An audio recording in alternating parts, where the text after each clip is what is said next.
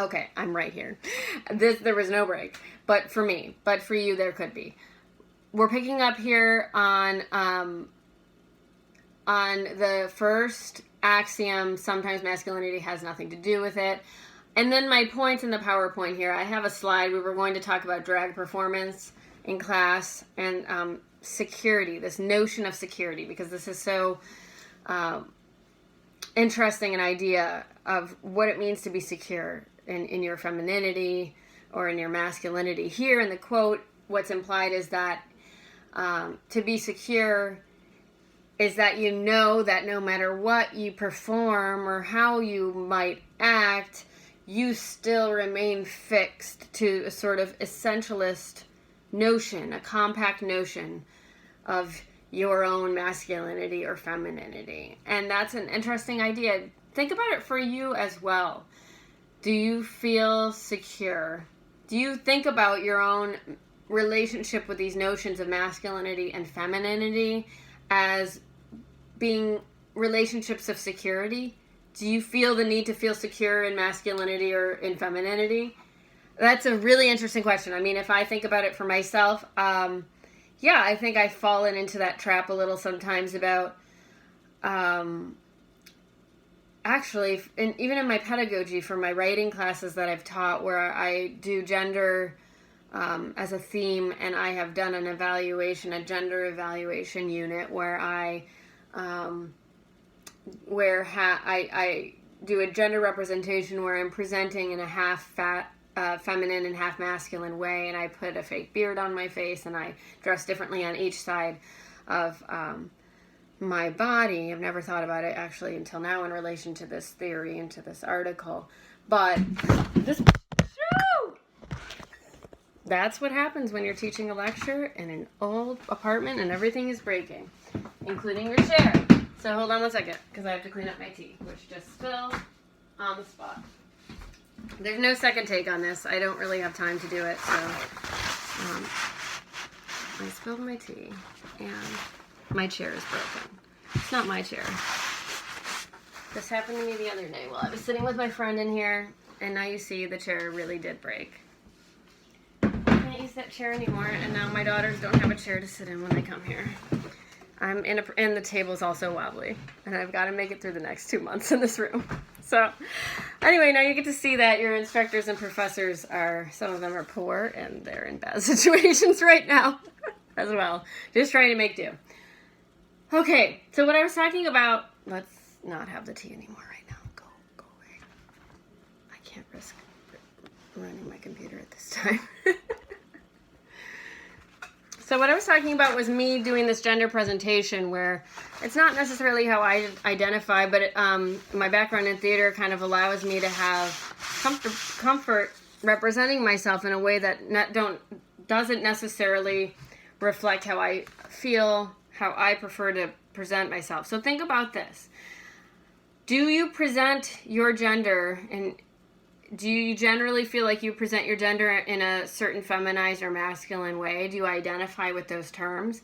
For me, when I do this activity, and I've done it once where I shaved one leg and didn't shave the other leg based on those masculine and feminine representations. Now, I ask my students to basically do an evaluative analysis of those things. It's part of a writing activity.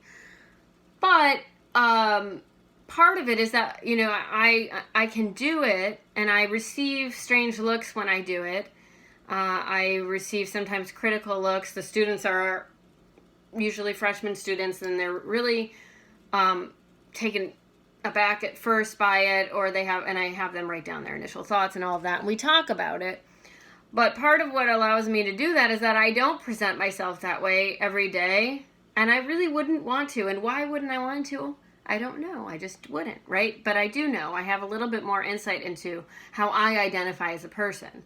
And I am very comfortable representing myself in more androgynous ways, and sometimes in masculine ways, but not as much in masculine ways.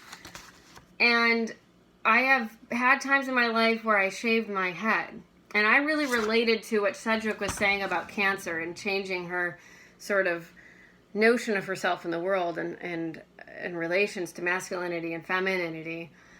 Because when I shaved my head, the first time, actually both times, I had a very different sense of myself in the world and the way that I dressed at the time. Both of my girls were little at the time, actually. It was right after I had given birth to my one daughter, Alana. So I did notice that people treated me differently. I wasn't wearing, I don't think, makeup at the time. I guess I would look sickly to some people with a shaved head. And I was still exactly like this, right? I was just as I always am in terms of my behavior, probably. Maybe there were slight adjustments. But because I was aware of how I was viewed, I'm viewed very differently and treated differently when I have a shaved head than when I have long hair and I wear earrings and I wear little sweaters or a skirt. If I have a shaved head and I go out with a different sort of clothing and a different representation, I receive attention from different people in different ways. And I also lose attention from certain people in different ways. And so for me, having masculinity and femininity as tropes that I can think about myself within is helpful in some ways and still problematic in other ways, but ultimately it's helpful. It wouldn't be so helpful if I could only think about myself in terms of femininity. So think about your own identities and how you represent yourself in the world and where you find yourselves comfortable expressing what you think of as femininity, regardless of your gender, what you think of as, how do we characterize this? If I say, when I hold my girls and I love you, and I give them kisses and hugs, is that a form of femininity? How are we defining that as femininity? That's an interesting question, which the article doesn't really contend with, because it doesn't exactly ask us why do we consider certain behaviors masculine and certain behaviors feminine? Why is it feminine to wear long earrings and to hold our bodies in a certain way? And why is it masculine to stand in a certain way and hold our bodies in another way? Now, people are challenging this with gender queerness, with gender fluidity, and all sorts of other things. But in general, we have very strict and binary ideas about what femininity and masculinity are. So just be thinking about your own identity, and do you identify in certain ways as masculine and feminine, and in what ways? That also might be a point of entry into this. So the section on drag performance and security, basically think about the name Boy George in general, for a musician to choose that name. Why is Boy George choosing the name Boy George? Why put the word boy in front of your name? Is it a play on words? Is it to draw attention to gender? Is it to dismantle gender, considering the way that Boy George was representing an androgynous form? Mixing of femininity and masculinity, or however you want to describe it. Drag performance also gives us a way to kind of think about these things because it challenges it. One time in college, I did a drag performance, or I went to a drag party. I didn't really give a performance, but I dressed in drag, as a woman. So it was just this, and I thought I was so clever at the time. I was a freshman in college, but I basically hyped up my femininity by wearing overdone, exaggerated makeup and exaggerated hair, and I dressed in a more, I guess I would say if you say I dressed like a librarian or an accountant or whatever it is now, I dressed in a more flashy, gold glamorous kind of way with like fishnet stockings. So for me, it felt like it was drag in some way because I was not dressing as I usually as I usually dress. I was doing something a little bit more exaggerated. But drag itself, the tradition of drag, has challenged these strict associations of manness and masculinity and femaleness or womanness and femininity. Sedgwick basically, in this article, cites psychologists and things that they're saying about masculinity. Oh, I got tea on my article. For instance, she quotes Richard Friedman and criticizes sort of this idea, a psychology idea of masculine self-regard. She thinks it's too limited, and she thinks that the current she's kind of critiquing psychologists' ways of reinscribing these terms of masculinity and femininity and placing them in these binary ways. She's also pushing back against psychologists who are pathologizing queerness, pathologizing homosexuality, pathologizing femininity being expressed by men. Now, you may think about pop culture examples where men are showing femininity. We've talked about some of these in class. It's very popular. Like my brother, who writes children's books, he wants to encourage that little boys to be able to show love and to be able to show emotion and to be able to show tender feelings and to cry and that kind of thing. Now, how do we think about that in relation to this article? For a little boy to cry or a grown man to cry, you see things like this. You see memes, you see different sorts of things making fun out of and having this enjoyable moment, or of men crying. Or so you have men crying like a baby in a comedy film or something like that. Or you'll see it as a lovable trait. Or it will be like, wow, this even brought my husband to tears or something like that. And you'll see a man breaking down. And if a man sheds tears or a little boy sheds tears or something like that, it's like, oh, it breaks our hearts. Like if your grandfather who you never saw cry in your whole life starts to cry and you're like, oh God, what's going on? Or it really breaks your heart to see a man cry. These are interesting things to be thinking about, because why should it break our hearts to see a man cry? Why can't men show these forms and these things that we associate with women? And this is sort of what she's just arguing that we resist against by resisting having this language that keeps these categories so separate. Another point on this PowerPoint slide is Sedgwick is making an effort to make from for feminine or effeminate forms of self-regard for men.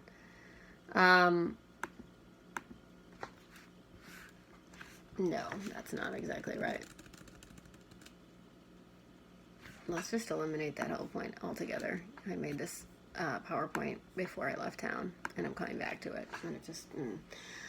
She's arguing that masculinity does not belong solely to men. We've got that. She's suggesting that men can be secure in their femininity, that it's okay for men to be expressing femininity, and sort of interrogating that idea that it maybe is not thought to be okay. And she's urging us to think about the relationships between men, women, and masculinity. Now, you might think, oh, well, this was written in 1995. It doesn't really relate to us now. But I bet if you really think hard right now, you can sort of think about situations within pop culture, within social media and films and television, where we are still being discouraged from thinking about the separation of masculinity and manhood, where we're really still being encouraged to kind of reify or reaffirm the association between them.